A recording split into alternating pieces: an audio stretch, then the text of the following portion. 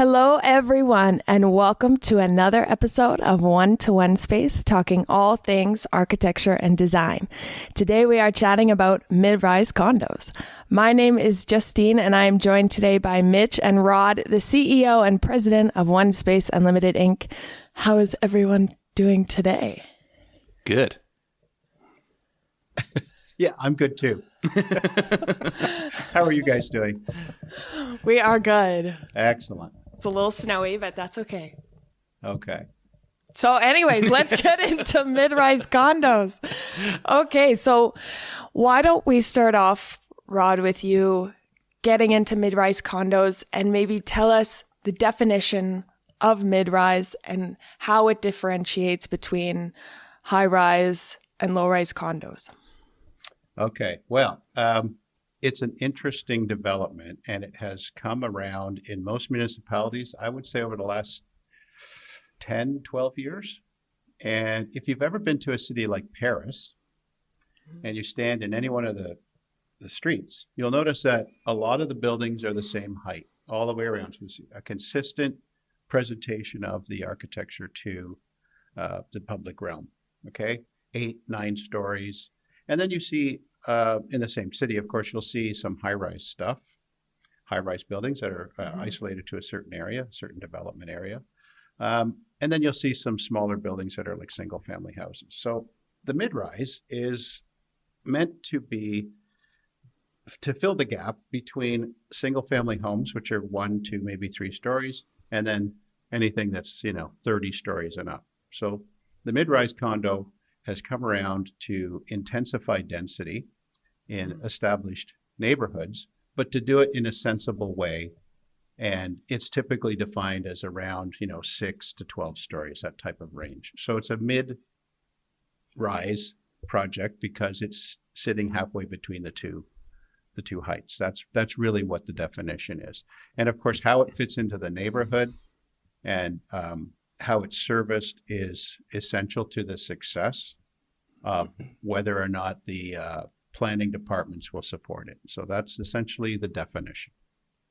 And to differentiate between mid-rise and high-rise would then start at 12 stories and go up and up and up.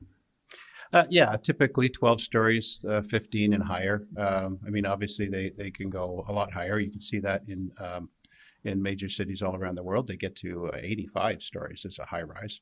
Mid-rise buildings have a very unique quality to them in that they are boutique condominiums. Mm-hmm, mm-hmm. Everybody knows everybody kind of thing. You can get 50 units, you can get 80, maybe 100, sometimes a little bit more. But it's a smaller version of a high-rise building. It's more intimate. And obviously, it feels a little bit more natural where it sits in the existing residential neighborhood than something that would be, 40 stories sitting beside a 2-story house.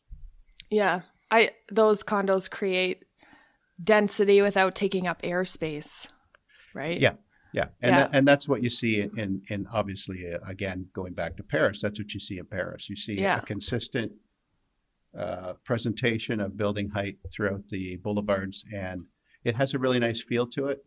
And especially when the streets are fairly wide and you get that on both sides of the street, it just has a really nice feel to it. So the scale of it seems appropriate. And that is what is coming to most municipalities now in Canada is the mid-rise. Yeah. I never thought about that, actually. That's very cool.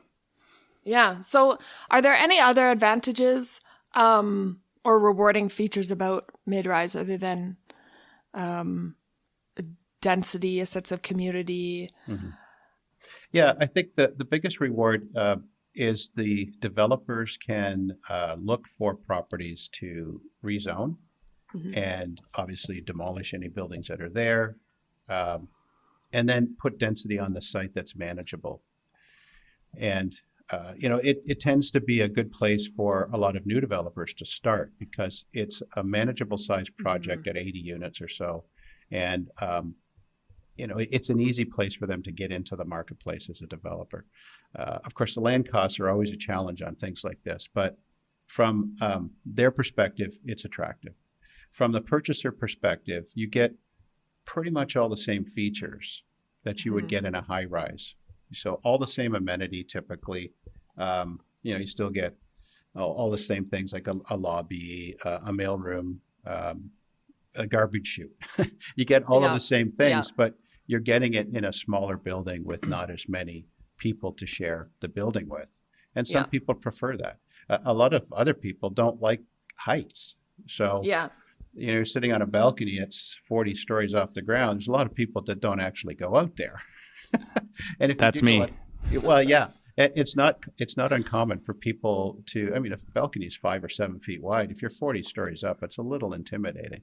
But, the smaller, the mid-rise guys, they tend to be more comfortable from a pedestrian scale standpoint and from a user standpoint. Some people just don't like a lot of people in the building. So it's a little bit more personal to them. And there's less stairs. Less stairs. When the elevator cuts out.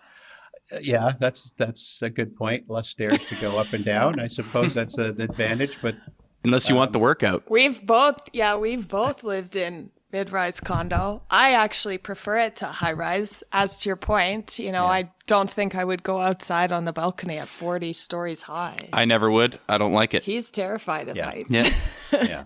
It can be a little bit intimidating. And not only that, but you try to furnish a balcony that's on the 40th floor, and it's like the wind. Oh, yeah. Good luck. Yeah. So that can be a bit of a challenge. I had a quick question. Okay.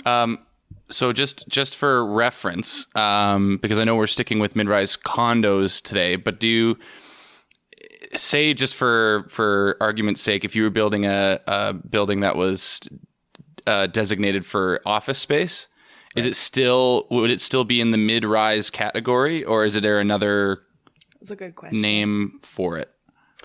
Well, if it's residential use, it's common to call a 9-story building or under a mid-rise. I suppose you could apply the same labeling to an office building if it was exclusively for office, but typically you don't see too many mid-rise office buildings immediately adjacent to an existing established neighborhood. Right. Okay, because the zoning doesn't always support that. They will sometimes say you can have a mixed use, which would allow for some retail, maybe some office component on the second floor, and then residential above that. But typically in a mid-rise residential building, we see a little bit of retail at the base, and then the rest of the building is residential. Gotcha. So I guess it would just be mid-rise commercial because they would have floors. Yeah. Yeah. Yeah. And they would be provided and built in neighborhoods that support that zoning.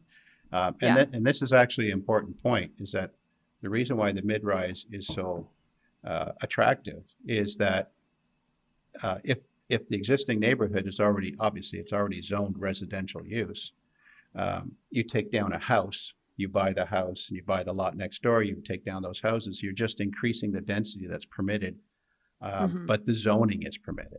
In other words, the residential zone and use is still permitted. Yeah. So if you have two families in those two homes, buy their lots, tear down, build a mid-rise. Right. Now you're able to house multiple families. Yeah, and this is actually a big advantage to the mid-rise too, because it can provide density in existing neighborhoods without building obviously a very tall building. But we have a shortage of housing. We do not have a surplus of housing. We have a shortage, which is driving the prices for affordability very, very high. Okay, we're underserviced in the condo market. We've been underserviced for a long time. We're underserviced in the rental market. Almost any of the sources that I regularly refer to will all say the same thing. And the mid-rise is a perfect way to add density to an existing neighborhood without overwhelming it. But the trick is how you do it. Right. And how do you do it? And how do you do it? Well, I can show you that.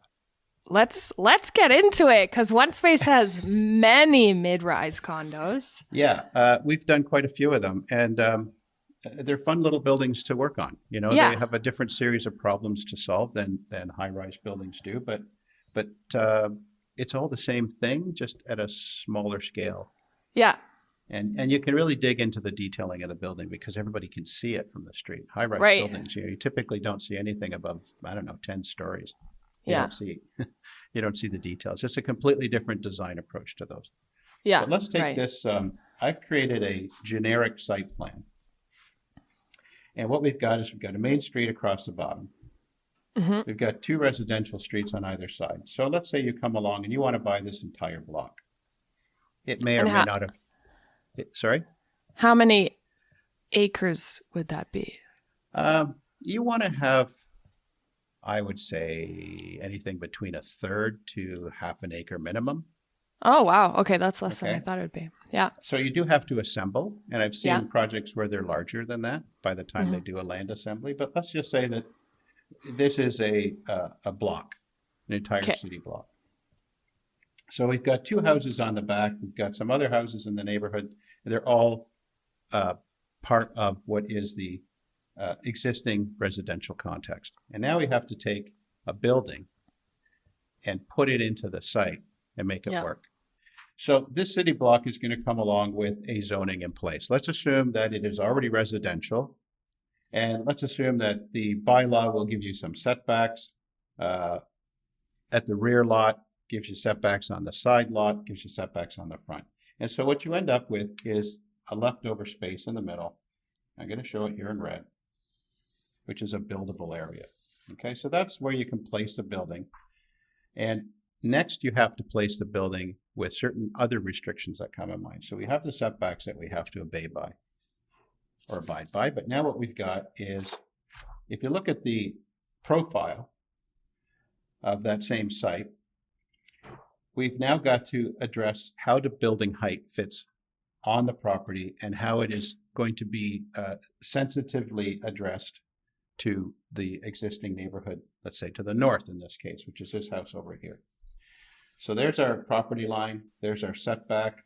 We don't know what that dimension is, but let's just give it a distance like this. And similar, we have a setback on the front, and there's our main street there. Okay, so the bylaw says you can build 6 stories. Now, if you didn't know how to do a mid-rise, you would simply say, well, why can't I just come along like this and build right to the boundary of my setbacks? And I go up to the top, and I'm going to put my mechanical penthouse over here, and I'm going to call it a day. So the problem with this is that all of this mass has a direct view into this homeowner's yard. Yeah, so it'd be like Right window up on against- window. Right up Window. to Like Friends. naked sun tanning. What, like the Friends, naked the sun. Friends guy, naked. Ugly naked guy. No, it's not ugly naked guy, is it? Yeah, it's ugly naked guy. No, because Joey, he sings to Joey every morning, and he can like touch him. Yeah, well, you're talking about New York. That's not quite This the is same. New York. Not quite the same. Yeah. But yeah, you've got this overview problem. Plus, if this site is on the south side of that house, it's going to cast a shadow. Yes. So now you've got this very upset neighbor. Your building's right to the lot line. It's right to the setback line. It's 6 stories straight up. People are staring from their balconies and their windows into your backyard, and you've got this dark backyard. Fun. Not a good approach. So here's what the bylaw says you should do. So I'll show you how to do this another way now. So the bylaw comes along and it says, well, we need an angular plane. It's measured at the intersection between the grade and the property line, and it goes up at an angle of 45 degrees. You have to fit your building underneath the 45-degree plane. Oh, I Not 46. 45. 45. So let's assume for a minute that through negotiation, they allow you to start at a height of 7.5 meters above grade. Sometimes they will do that. And then you can start your 45 degree. Okay, so let's draw that. So we're going to go up 7.5 meters roughly to there. And then we're going to go at a 45-degree angle. So this is going to look like this now. All right, so now your building has to fit underneath that plane. Right.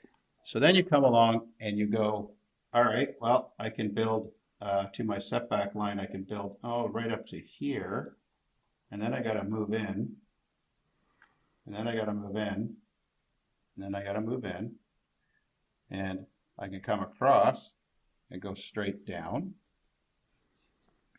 on the street side. And then we have to put a mechanical penthouse on top of the building, which is, I don't know, 4 meters high. So let's say we do that. And for people that don't know I was just about to ask that because I don't know what a mechanical penthouse is. Sorry to interrupt you. Okay, well, the mechanical penthouse sits on top of most buildings, and it's where all of the main mechanical systems reside in the building. Oh, I see. Okay. So, for example, there's boilers up there. There's chillers for cold air, or conditioned air, and everything else that's up there. And all of that stuff is basically shared amongst the residents. So all of the hot water is distributed from the mechanical penthouse down into each of the units through piping. Gotcha. So you have That's to have such a glamorous name for it. Yeah. It's such a glamorous name. No, it's not. Mechanical penthouse. Anyway, so we've got this building which is now greatly impacted by this 45-degree angular plane, but that's not enough. On the main street side, the city, as you will see in Paris, wants you to articulate your facade so that it is broken up horizontally. They want a distinct base, they want a distinct middle, and then they want a distinct top. Roughly. It doesn't always work out like that, but let's just say roughly that's what it is. So they also take into consideration sometimes a 45-degree plane on the other side of the street in what is called the right-of-way, and that's 45 there too. And they say, okay, from this line down, you can articulate your base, and then from, let's say, that point up, so let's take it at the 5th floor, we want you to step the building back. There's a reason for that. So you're taking all this out. Starts to get very thin at the top. But the reason for them making that request is that this wall at 4 stories here is what you see. And that's the relationship that they want. They want a relationship between the pedestrian and the building at a comfortable scale. So, a 4-story building, you can relate to it. If the materials are articulated nicely, you'll be able to see it. And it creates a very nice, consistent wall, like you see in Paris, around everywhere there's a mid-rise. Okay, so these are the guidelines that are in place to assist this. And in addition, what they might say is, pull your ground floor back a little bit. Okay, so that we don't get a wall right at the ground floor. We get a little recess, and that gives you a little bit of a cover, a canopy. And if you've got residents which are on the ground floor, which you typically do get, you get an outdoor space for them. Right. So there's an advantage to that. They have a little terrace where they can sit. What's nice about it is you may have come along and bought this property that had 2 or 3 houses on it. Most people don't sit in their front yard. They sit in their backyard. Now you've got people who are sitting on the terraces in this brand new building and their eyes are on the street. So the safety of the street benefits. Right. Oh, see, I wouldn't have It's thought like a that. built-in neighborhood watch. Okay. Built-in Yeah. neighborhood watch. And it enlivens the street. Okay, so you can see people sitting on their patios, on their terraces, on the ground floor. You'll have a door there typically, so they can have an entrance right off the street or from the main corridor where the elevator lobby is. So you Nice. get kind of both.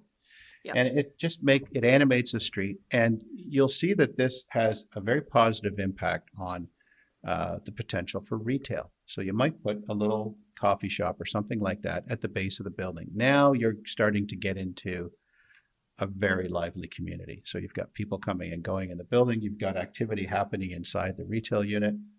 And the building is really contributing to the quality of the neighborhood and the activity that's available to the people there. The next thing that we like to do is we like to give everybody an opportunity to have the same view. So what I mean by that is in many of these building designs, we will put a rooftop terrace on the top floor. Yeah. Okay. And everybody can go up there. Everybody gets the view. whether you buy a unit that's lower in the building, that's facing, the neighborhood to the other side, or whether you're in the penthouse, it doesn't matter. When you get the party room and the amenity space at the top with the rooftop terrace, everybody gets the same view.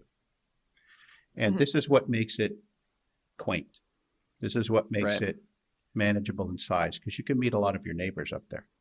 Yeah. Well, yeah, it's a huge selling feature. Like sense of community. Huge. Yeah. Yeah. And it helps because the outdoor amenity is a requirement in the bylaw. It's typically something like 2 square meters per person. Right. Okay. Or per unit. It's always a ratio of something. And therefore, you've got to put that somewhere in the building. And if your building's filling up most of the site, because let's face it, that was not inexpensive to buy.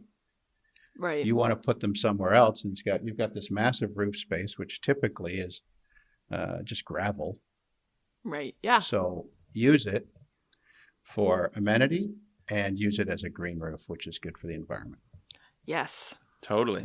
One other thing that we can add to it is on the side that's facing the neighborhood, you can push back.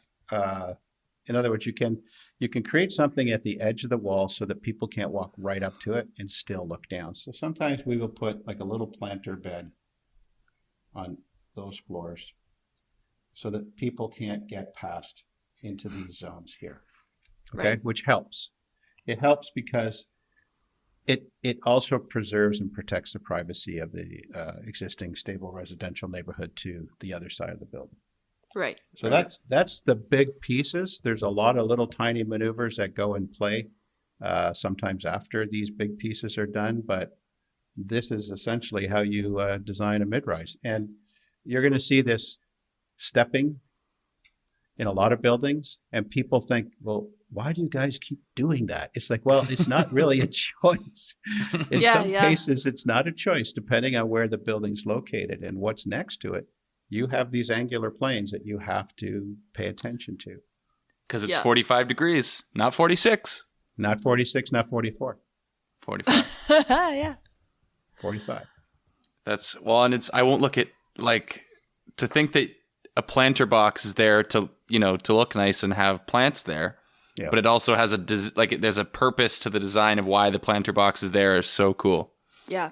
Yeah, I didn't even think about that. onespace has a lot of, actually, I think all of our mid-rise, correct me if I'm wrong, it has amenity space on the roof. 1, 2, 3 that I know of, possibly 4 or 5. Yeah, I think it's very common in it. And it started for us quite a long time ago. I would say somewhere around 2006. We were designing a 32-story building. And I proposed to the developer, I said, listen, why don't we put the amenity on top facing? Because in that particular location, they were facing Lake Ontario. Yeah, gorgeous. Beautiful. Yeah. I said, imagine going up there and working out or having a party, whatever it is, you're facing Lake Ontario while you're doing all that. And to me, it made sense, and the building sold very well.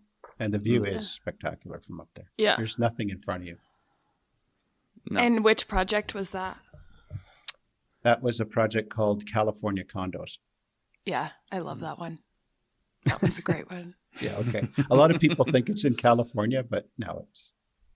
Yeah. It's like California in Toronto. Yeah. Yeah, it's California, Toronto. Yeah. Cali, Ontario. So can we talk about some materials? Because we have the structure, we have the angular planes. I would also like to talk about materials because I have a question about a condo here in Calgary, but you go first. Okay. Let's talk about materials. Okay. So how do you go about choosing exterior facades and materials for each project? That's a good question. So every time you look at a building, you have to give it a certain character. Yeah. But in the case of the mid-rise, it has to have a fit. Mm-hmm. Okay, it can't be seen as something foreign to this community. And sometimes you're buying property and putting a building into a neighborhood where the houses are 60 years old. So Right. you don't really want to take those materials like, aluminum siding. And you don't want to take all of that material and just simply transpose it onto your building to create a perfect fit, because you'll lose the opportunity to create a specific character for the development. So we tend to look at the content of what's there, just generically. Okay, we have brick, we have stone, we have some wood, and obviously we have some windows in the existing neighborhood already. So we can draw from that as a palette, arrange it differently, and give the building its own unique character, while at the same time, subconsciously, when you're looking at it, you're seeing a relationship. You wouldn't, well, I suppose you could do it because it's a choice, but you wouldn't want to put something so foreign into the neighborhood that it doesn't look like it fits, because, the urban design staff at most municipalities will challenge you on that and say, well, can you add something to soften, a glass cube in the middle of a historical neighborhood, let's say, 200-year-old houses, 100-year-old houses that are all beautiful brick with arches and things. Like, they're going to look at you and go, well, yeah, it doesn't fit. Yeah, can you soften it a bit? So in some cases, you can go anywhere from, we'll just adapt it and apply it, which we have done, or I want to use the materials there, that are there, but I want to do it in a very different and very modern way, so that the two look like they're related, but this is of its time. Yeah. This is of then, and it's still unique. Totally. So that's my preferred approach all the time. It's a bit of a balance. Well, and the reason why I keep making hand gestures and stuff over here is in our neighborhood here in Calgary that we used to live in, called Marteloup. It's as a very, very quick background. It's a neighborhood that's been around a long time, but it's growing, right? The city of Calgary is building up these days.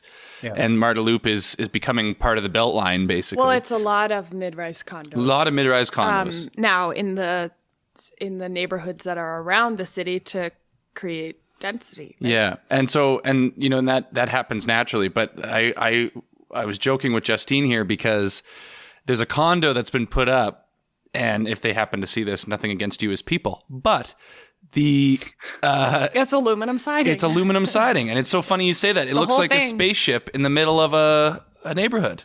Yeah, I saw that building. Personally, I like it, but I can see why your average person might walk by and go, "What's that doing here?" Right. Well, it looks to me like to a normal non-architectural trained person like myself, it just looks like it's unfinished. So it's interesting, certain things get approved and certain things don't, and like for me, I would much prefer That's true, because we were driving by and I said, oh, they just haven't done the exterior yet. and then months go by and it's just the same. And it looks like Elon Musk designed it, is what it looks like. Which is fine, but it is a little displaced. Anyways, it's interesting you bring that up. It was funny because he said aluminum, and then we were both like, it's aluminum. The way this works is that the planning policies can't legislate architectural style. Yeah, they can provide guidelines. They can obviously have review panels. They can even have a peer review panel. But they can't tell you must use. Yeah. You have to do. Because obviously that isn't the mandate of the city's planning department. They want to have buildings that are unique and have their own expression and style, and they don't want everything the same. But they will probably, in a case like that, have had a very formal presentation made by the owner's architect, and they would have been present, and they would have said, here's why we are doing this. Yeah. So somewhere along the line, it was approved or it wouldn't have been constructed. So there was an opportunity for the planning department to comment on that. And typically when you get into mid-rise buildings that are asking for rezoning, it's a public process. So the public, at a certain radius from that site, is invited to a meeting to express their opinions. Yes. Some of those meetings can be a little frightening. Yeah. Yes. I've had a couple of those. But others are very, they're curious. They want to know, what are you doing in my neighborhood? And there's a lot of this NIMBYism, which is, an acronym for not in my backyard. Oh, fun. Gotcha. I was like, I have no idea what that means. I'm glad you explained. Yeah. So you get the NIMBYs out there, and it's human nature that we don't want to see our living environments controlled by somebody else. We don't want to see our living environments change because somebody just bought a property next door. So it's natural that you would have hesitation and a little anxiety over what's happening. But it's a public process, so you can come out and comment.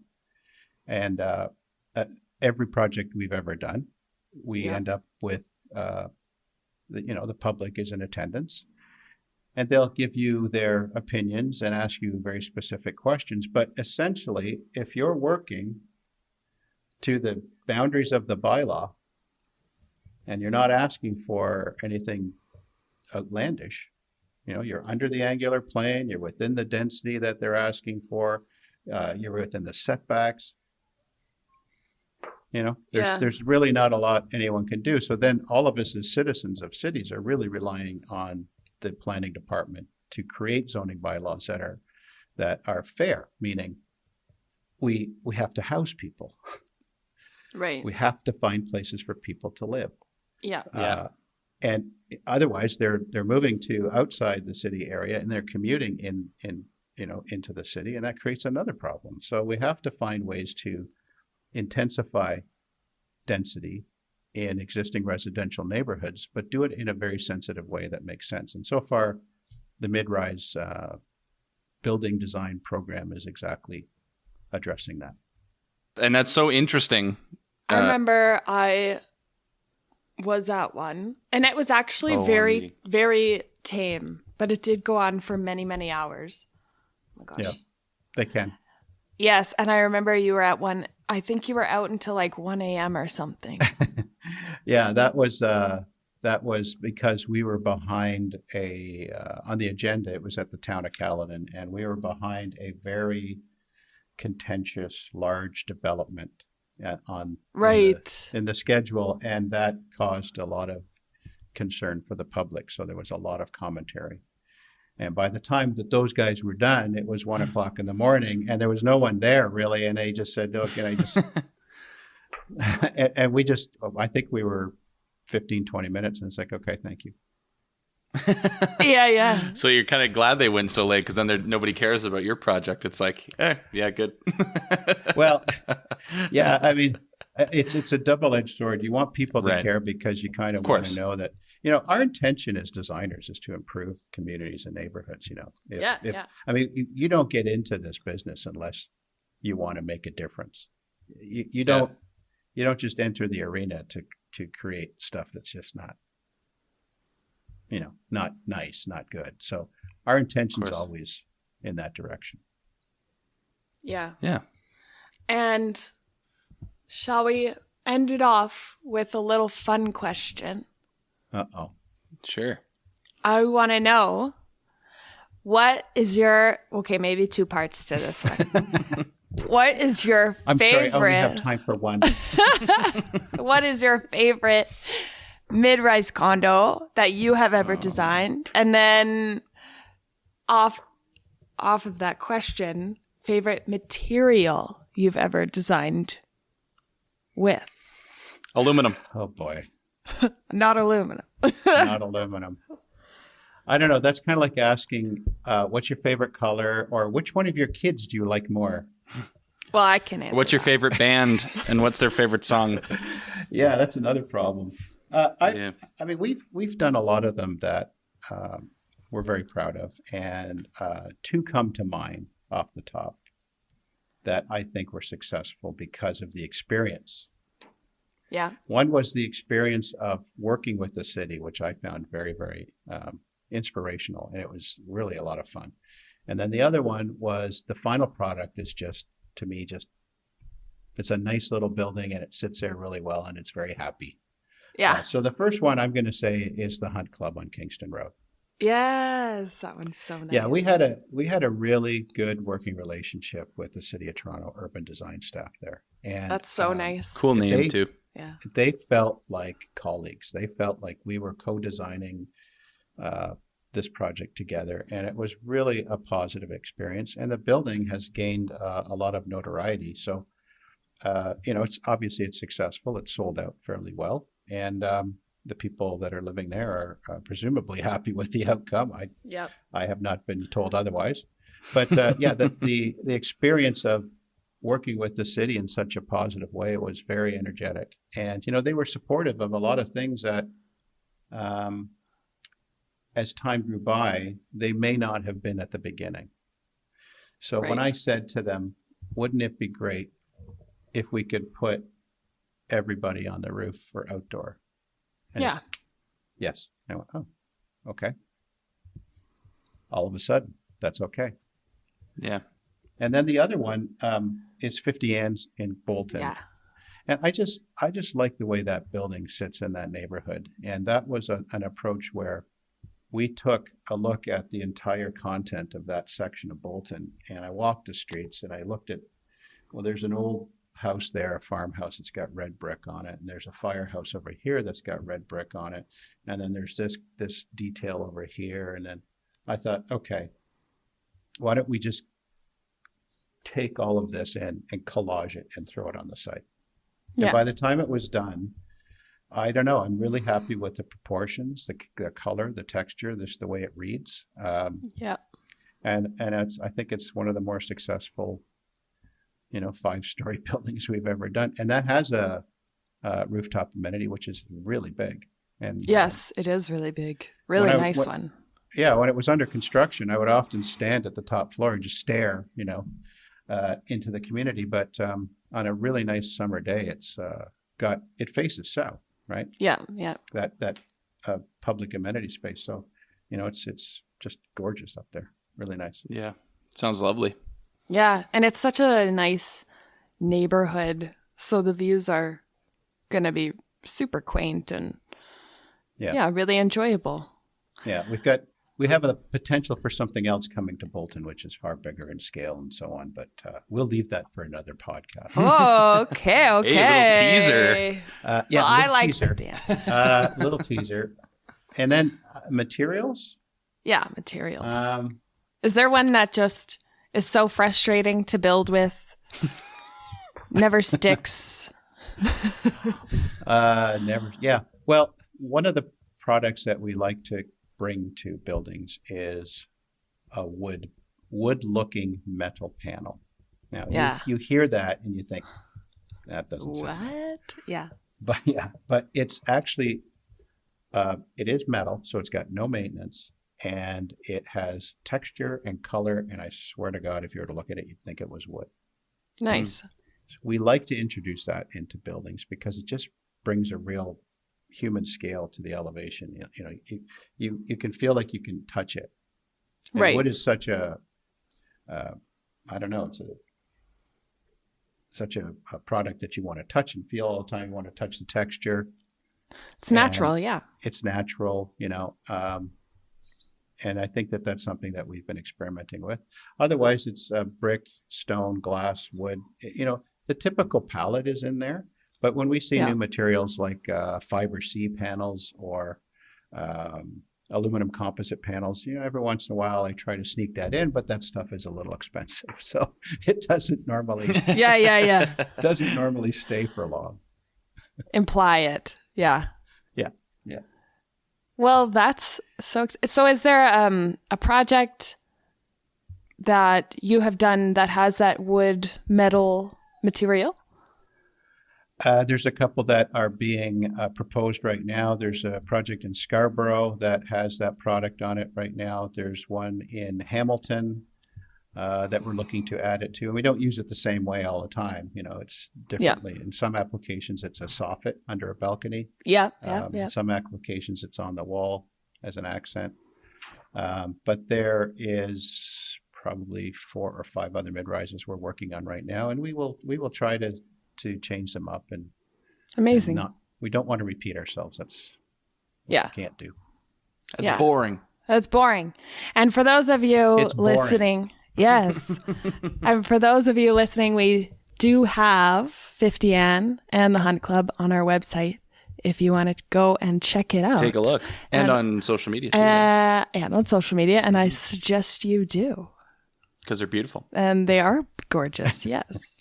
Well, what's interesting about the Hunt Club, just to give you a little fact for the day, is we have another project almost right across the street on the same side of the road called Upper Beach Club, which is almost finished construction.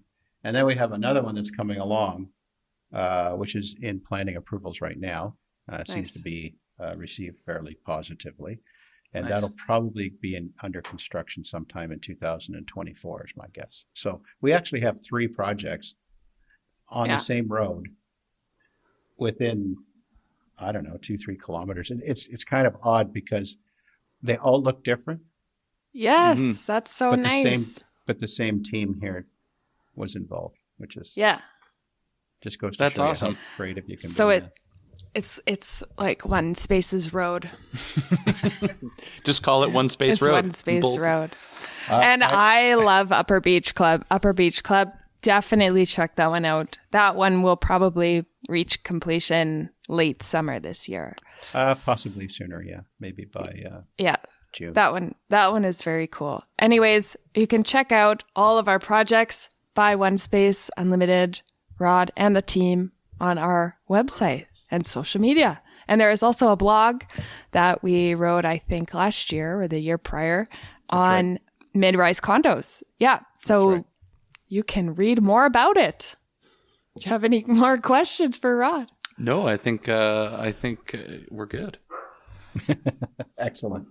Okay, well, thank you so much for getting into mid-rise condos. Maybe we'll do another one on high-rise. Totally different design process.